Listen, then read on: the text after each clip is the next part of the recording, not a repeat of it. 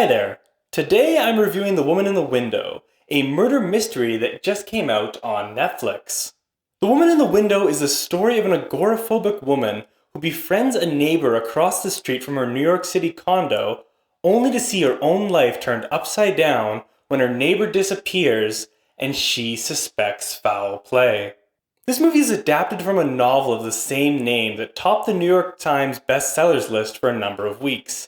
It stars Amy Adams as the titular window woman, as well as Anthony Mackie, Julianne Moore, Wyatt Russell, and Gary Oldman.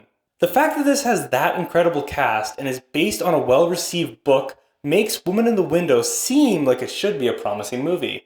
What is not so promising about Woman in the Window is the fact that it was shot in 2019 and was supposed to come out in 2019.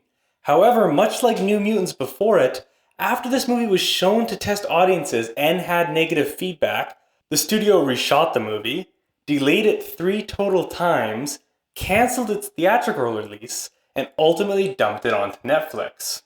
Now, having watched Woman in the Window, I can't say I'm surprised to hear any of that information. This movie was a mess. The story of a housebound person witnessing a crime across the street has been done before. Instead of a broken leg like in Rear Window or house arrest like in Disturbia, the reason here is agoraphobia. Sure, that's technically different, but ultimately it's all just home confinement Mad Libs. Whether the reason is agoraphobia or algoraphobia doesn't matter. It's still repetition of the same story we've already seen. I was hoping this movie would at least provide a fresh take on the story, but instead Woman in the Window feels like a lazy rehash. It's just ripping off better stories and telling them in a worse way. This isn't exactly surprising. When I critique this movie's story, I'm ultimately critiquing the source material, the book. I haven't read this book, but I do know the author was accused of copying another novel called Saving April. There was a New York Times article on the controversy that I recommend reading that called the two novels strikingly similar. The author of Woman in the Window denied these claims. However, this author also famously lied about having a brain tumor and lied about his brother and mother dying. Much like Amy Adams' character in this movie, it's hard to believe what he's saying. Speaking of Amy Adams, I don't blame her for this movie not working. The performances aren't bad, as I said this cast is great, but they just aren't given anything to work with. The motivations are all over the place, and there is no reason to like any of these characters. Amy Adams' character can be especially grating at times. Wyatt Russell's character ping-pongs from neutral to homicidal based on what the script needs during that scene. The son character is completely inconsistent.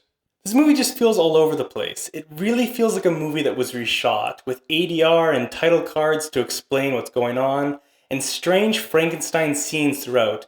It is very disjointed at parts. There were multiple instances where very weird editing and directing choices took me completely out of the movie. Strange graphics and camera movements that did not fit with the tone of this movie. Woman in the Window seems like it's trying to be 10 different movies at once and failing at all of them. With this being a murder mystery, when the mystery is revealed at the end, you want it to feel like everything just clicks.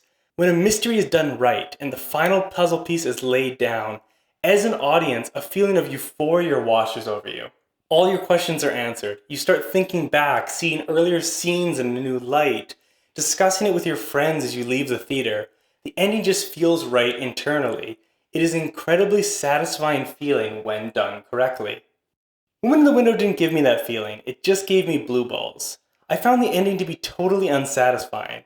It's not illogical or anything, it technically makes sense, but it's just completely underwhelming. There's no grand reveal, there's nothing to think about after, I was just left asking, was that it? Overall, I didn't enjoy Woman in the Window. It's messy, it never gains traction early on, large chunks of it are uninteresting, there aren't likable characters to get behind, many scenes feel off, its tone is confused, there are a number of strange choices that took me out of the movie, and the ending ultimately was very meh.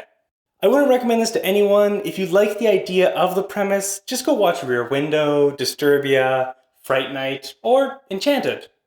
If you stumbled upon this video, please consider subscribing to my channel. I post new horror rants, commentaries, and deep dives on Fridays. On Saturdays, I post horror shorts.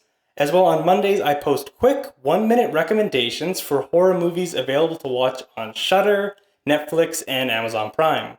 Thank you for all the recent support. Subscriptions, likes, and comments really do help this channel to grow.